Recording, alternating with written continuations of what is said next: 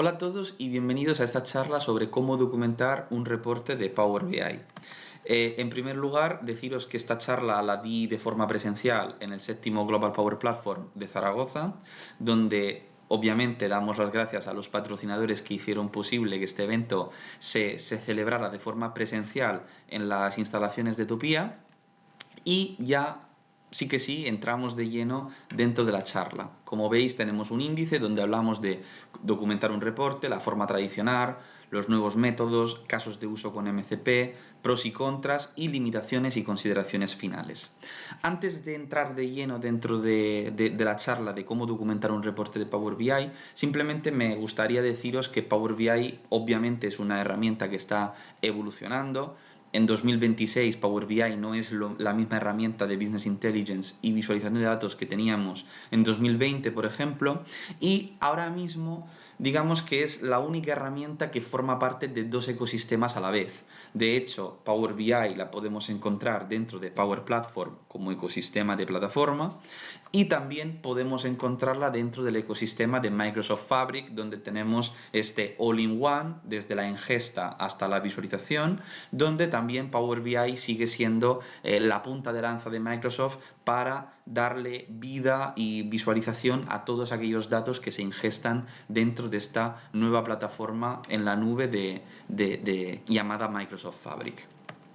Ahora sí que sí, como veis en este slide, se ve claramente que tenemos Power BI como nexo común en los dos ecosistemas, y cada uno de estos ecosistemas pues obviamente tiene unas personas o unas skills diferentes. En la parte de Power Platform tenemos más end users y consumidores, tenemos app makers y data analysts, mientras que en la parte de Microsoft Fabric pues tenemos más perfiles de tipo data analyst, data engineer y data scientist. Ahora bien, la pregunta más importante que da también el título a esta charla: ¿por qué documentamos? ¿Por qué es importante documentar?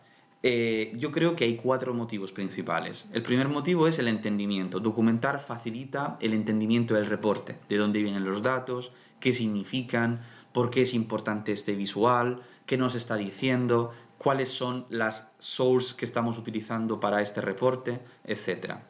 Por otro lado, tenemos el mantenimiento, es decir, con la documentación podemos mejorar el mantenimiento y la actualización cuando el reporte necesita cambios.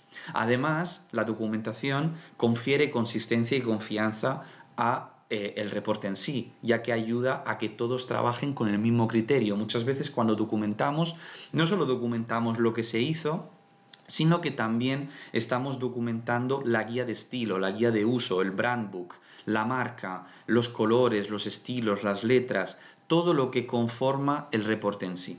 Y por último, la documentación es esa transferencia de conocimiento. Cuando nosotros hacemos cualquier tipo de proyecto, normalmente la última fase del proyecto suele ser transferencia de conocimiento, ¿no? Y esa transferencia de conocimiento se traduce en este tipo de documentos que nosotros damos, transferimos a otros equipos, a otras personas, a un cliente, y esto para ellos va a ser como esa guía, como ese manual de instrucciones que van a seguir para poder seguir manteniendo, iterando y escalando el reporte o los reportes que se han ido haciendo durante un tiempo por parte de un team o de un desarrollador. Entonces, el objetivo es pasar del reporte, que sería esto que estamos viendo en pantalla, al documento, que es lo que estamos viendo aquí, donde tenemos un documento que es en formato Word PDF. Normalmente suele ser en formato Word o PDF porque es el formato que más se utiliza en cualquier tipo de institución. De hecho, podríamos hacer documentaciones de todo tipo, podríamos hacerlo incluso en formato HTML, pero digamos que el formato tradicional y que más se utiliza a nivel de documento siempre es o PDF o Word o similares. ¿Qué solemos documentar? Bueno, principalmente yo diría tres cosas. el modelo con sus tablas, sus relaciones, sus columnas, la cardinalidad, la volumetría, etc. Luego tendríamos la parte del reporte, la parte visual, los gráficos, el UX UI, las pestañas, los bookmarks, los botones de navegación, un poco esa ingeniería del dashboard, ¿no? Cómo el dashboard nos lleva a diferentes pestañas y explicarlo dentro de una documentación. Y por último tendríamos todo lo que es inherente a las medidas DAX, a las tablas DAX, a las columnas calculadas, es decir, todo lo que tiene que ver con el DAX. También podríamos documentar la parte de ETL, la parte de Power Query, pero esto es una práctica que a veces se hace porque hay mucho lenguaje M, mucho Power Query detrás de un reporte, mientras que otras veces, como la ETL se hace por fuera, pues esa parte no se documenta porque se documenta la ETL que se ha hecho por fuera, ¿no? Lo que se conoce como el backend. ¿Cuál es el objetivo de la documentación? Bueno, la primera y más importante yo creo que es pasar de la acumulación a la adopción. Es decir, en las empresas normalmente tenemos muchos artefactos, tenemos muchos dashboards, muchos reportes, muchos workspaces y es bastante común que finalmente dentro de las compañías se genere un poco de caos al respecto de qué reportes hay que utilizar, cómo hay que hacer esos reportes, cómo hay que crearlos. Entonces, la documentación busca realmente la adopción, busca que los equipos, que los desarrolladores, que las diferentes áreas trabajen de una forma común para que todo el mundo, digamos, haga las cosas de la misma forma, ¿no? Y esto es el primer objetivo, la adopción más que la acumulación. El segundo objetivo es ir hacia digamos, una filosofía de autoservicio y autoconsumo. Realmente cuando un consultor, una empresa hace un reporte para otra empresa, lo que se está buscando es que finalmente el consumidor o el cliente final luego sea capaz de tener ese reporte y saberlo mantener, escalar, iterar, mejorar, etcétera, pero partiendo de una base. Y para ello también necesita la documentación que le explica el paso a paso de cómo se ha ido creando y componiendo ese ensamble que sería el reporte que luego le estamos entregando al cliente final. ¿Cuál es el problema de la documentación? Bueno, el problema de la documentación yo creo que hay varios, pero quizás podríamos decir que uno de los problemas es que da pereza, porque documentar en general da pereza a cualquier desarrollador. Imagínate un proyecto que lleva 1 o 2 años de desarrollo y finalmente te tienes que estar todo el último mes explicando todo lo que ha ocurrido durante ese último año o 2 años de desarrollo. Puede dar bastante pereza y puede ser abrumador. De hecho, el segundo punto es que es tedioso. Porque tener que documentar todo lo que se ha hecho durante meses supone un retrabajo atrás y explicar lógica que a lo mejor ni tú recuerdas exactamente por qué ciertas cosas se hicieron como se hicieron. Además, hasta ahora la documentación era un proceso totalmente manual. Veremos que hay nuevas opciones que nos permiten automatizar un poco el trabajo, pero es un proceso bastante manual. Además, esto supone una inversión de horas, que puede suponer un tiempo importante dentro de cualquier proyecto. Y por último, la pregunta que cualquiera de nosotros que hemos hecho documentación nos hacemos es, vale, ¿y esto al final alguien lo usa? ¿Alguien va a usar esta documentación? A veces tenemos la sensación de que todo ese esfuerzo finalmente no se valora demasiado porque queda como en un cajón y nadie lo utiliza. Entonces, ahora bien, si queremos documentar un reporte, ¿qué opciones tenemos? Tenemos 3 opciones básicamente. Opciones nativas dentro de Power BI, herramientas externas, que son las external tools que tenemos dentro, que podemos meter dentro de Power BI, y por último, la más innovadora, pues utilizando la IA. Y ahora, sobre todo, se ha puesto muy de moda todo lo que es el Power BI Modeling MCP Server, que como ya he explicado en otros vídeos, también se puede utilizar para documentar. Entonces, la opción número 1 sería la de Power BI nativo. También sobre este tema ya tengo un vídeo explicando todo lo que es inherente a los info.view.measure, table, relationship y column, que son unas funciones DAX de tabla. Y estas funciones DAX de tabla lo que nos permiten es obtener, pues como estamos viendo aquí, unas tablas con, digamos, las tablas, las columnas, las medidas, las relaciones y las expresiones, los comentarios, el tipo de dato, el nombre, y esto pues nos permite crear lo que se conoce como diccionario de datos. ¿Cuáles son los pros y los contras de todo esto? Bueno, pues los pros es que son funciones nativas dentro de Power BI, son fáciles de implementar y te dan una visión completa del modelo semántico, ¿no? Todo lo que es, pues eso, las columnas, las medidas, las relaciones. Pero, ¿cuáles son los contras? Bueno, pues que es algo que tenemos que hacer siempre de forma manual, siempre vamos a tener que crear esas funciones y esas tablas, luego hay que replicarlo en todos los dashboards que queramos implementarlo, no hay forma de automatizarlo como tal y luego nos supone bastante copia y pega, porque tenemos que tomar la tabla, darle a los tres puntitos, copiar y pegar, ponerlo en formato CSV, llevarlo a un Excel, cambiarlo a formato XLSX y luego de allí arrastrarlo o copiarlo y pegarlo dentro de una documentación. La segunda opción que tenemos, que es bastante interesante y quizás de las más utilizadas por ahora, son el uso de herramientas externas. De hecho, ahora mismo dentro de Power BI existen muchas herramientas externas. Yo simplemente aquí menciono dos, que son Power BI Helper y Tabulator, y ambas nos ayudan, al igual que DAX Studio y otras más, a crear pues partes de la documentación dentro de Power BI. ¿Cuáles son los pros de utilizar estas herramientas externas? Bueno, pues que se pueden exportar a múltiples formatos, que automatizan un poco parte de la documentación y tienen soporte de gobernanza. Los contras son que no documenta la parte de negocio, es decir, solo nos da una foto estática del modelado, de lo que haya en ese momento. Pueden tener un coste o licencia, por ejemplo, en el caso de Tabulator tenemos una versión digamos, gratis y tenemos otra versión que es de pago. Luego, estas herramientas tienen una curva de aprendizaje, porque obviamente son herramientas externas y hay que aprender cómo funcionan, cómo se utilizan y ver cómo nos encajan dentro de nuestro uso diario en Power BI. Y por último, otro contra es que a veces el rendimiento de estas herramientas depende del cliente, de la versión de Power BI o de la volumetría del modelo. En mi caso específico, por ejemplo, cuando he utilizado Power BI Helper con modelos muy grandes, he visto una importante caída de rendimiento y unas respuestas que no eran las que yo esperaba para realizar, digamos, partes de la documentación que necesitaba.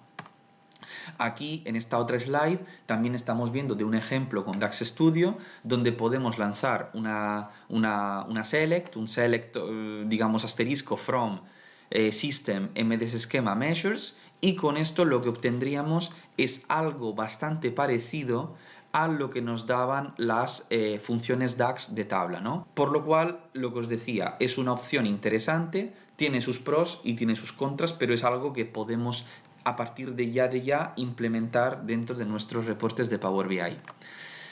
Y por último, la tercera opción, la más novedosa, es la de MCP. Utilizando el MCP Protocol. De hecho, sobre este tema también ya he hecho bastantes vídeos. Aquí simplemente comentaros de forma muy rápida que esto se traduce básicamente en que nosotros solicitamos algo en lenguaje natural, el MCP genera un plan de acción semántico, traduce ese plan de acción en instrucciones que transmite directamente a Power BI, y Power BI a través de su Semantic Engine lo que hace es devolvernos una respuesta en lenguaje natural a través de, obviamente, el MCP, que funciona como intermediario entre el modelo semántico y el Power BI Developer. Entonces, esta es una fórmula interesante. Como ya he contado en otros vídeos, la integración con Power BI MCP Server puede ser de dos formas: utilizando Visual Studio Code más el MCP más Cloud Desktop, o utilizando Visual Studio Code más Power BI más MCP Server más GitHub Copilot. La pregunta aquí puede ser, bueno, y de estas dos formas, ¿cuál es la mejor? Ambas formas, en mi opinión, son válidas, pero la de Cloud Desktop no es tan inmediata, necesitamos hacer algún cambio, mientras que la forma de GitHub Copilot ya directamente está integrada y funciona directamente con Visual Studio Code. Mi recomendación: más realista es que si estamos haciendo nuestras cosas por nuestra cuenta, la de Claude es una buena opción, pero si estamos trabajando con algún tipo de empresa, creo que la segunda opción de MCP más GitHub Copilot está más enterprise ready a día de hoy y genera menos fricción en temas de seguridad porque al final GitHub no deja de ser de Microsoft, entonces digamos que todo se queda dentro de la esfera de Microsoft. Entonces, aquí claro, surge siempre la gran pregunta, ¿vale? ¿Y el MCP hace todo? El MCP hace muchas cosas, pero también hay cosas que no puede hacer. ¿Qué hace? Bueno, pues por ejemplo, inspecciona y analiza el módulo de datos, escribe expresiones DAX, optimiza DAX, realiza operaciones de forma asíncrona y asimétrica, se integra con agentes y, sobre todo, documenta, que es lo que nos interesa para esta charla. ¿Qué no hace? Pues no puede crear gráficos ni visualizaciones, no puede documentar la parte de UX UI de un reporte, todo lo que es lo visual, los gráficos, los bookmarks, los botones, las páginas en general, no las puede documentar, no sustituye a una persona técnica, no puede modificar un modelo semántico como tal y tampoco interactúa con Power Query, que es, como decíamos antes, la ETL de Power BI. Entonces, el flujo de trabajo que propongo, y que ya tengo unos vídeos también profundizando un poquito más sobre este flujo de trabajo, es crear el reporte con Power BI, conectarlo con MCP para realizar la documentación, hacer las iteraciones correspondientes en un LLM como por ejemplo Gemini o Claude o el mismo ChatGPT y luego llevarnos todo ese file, ese documento directamente a Word para exportarlo a, por ejemplo, formato PDF. Entonces, el primer paso sería tener el reporte, obviamente. El segundo paso sería conectarnos con el MCP al reporte y darle un prompt de documentación. Y aquí el truco es un poco que no vamos a pedirle única y exclusivamente que nos haga una documentación, sino que le vamos a pasar una estructura como estamos viendo aquí en pantalla. Le vamos a decir, vale, yo quiero documentar el reporte en función de todos estos puntos que tengo aquí. Entonces le pasamos la estructura y una vez que obtenemos esa respuesta, que podéis ver en el vídeo de cómo documentar un reporte con IA, que también está en mi canal y que dejaré todo, digamos, en las descripciones y links en el vídeo, pues ya volveríamos a Gemini para iterar el output. Es decir, mejórame esto, pónmelo en tablas, incluso podríamos decirle, oye, explícame un poquito mejor este punto de aquí, porque esto me interesa para la documentación. Entonces, a diferencia de lo que teníamos en las herramientas externas, donde lo que tenemos son fotos fijas, aquí lo que podemos hacer es estar todo el rato dialogando con un LLM, con un chat en lenguaje natural, para ir mejorando e iterando todas aquellas cosas de la documentación que más nos interesan para nuestro documento final. Y el último paso ya sería el archivo Word o PDF, que sería el entregable final que damos a nuestro cliente, a otros equipos, a un área de nuestra empresa, etc. Y, claro, la gran pregunta es, bueno, ¿y esto es gratis?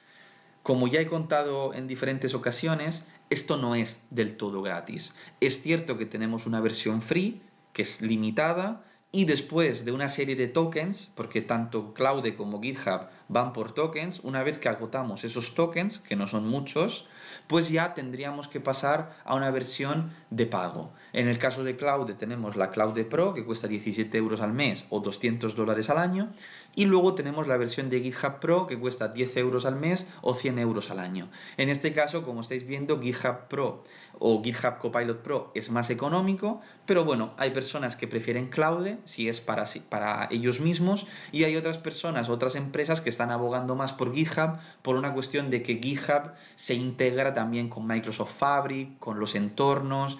En mi caso, por ejemplo, soy más de utilizarlo con GitHub Copilot.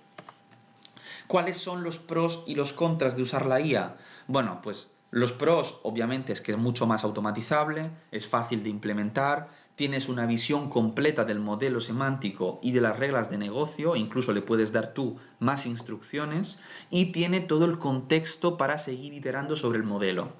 ¿Cuáles son los contras actualmente a día de hoy? Bueno, pues que tiene un coste asociado, que puede sufrir alucinaciones y por eso siempre tenemos que revisar todo lo que nos devuelve la IA, no puede documentar la parte visual de UX UI y según cada caso puede ser un riesgo, ya que podríamos estar a lo mejor exponiendo los datos de nuestra empresa o de una empresa externa a estos servicios de IA. Consideraciones finales de esta charla. Bueno, que documentar es clave para cualquier proyecto, que la IA forma parte de nuestro día a día y acelera determinados procesos que hasta hace poco eran más bien manuales, como es la documentación. Y, por último, aunque sea fácil de implementar, siempre nos va a conllevar un coste asociado y también tiene algún riesgo que poco a poco estoy seguro de que todos los vendors y sobre todo Microsoft irán paliando.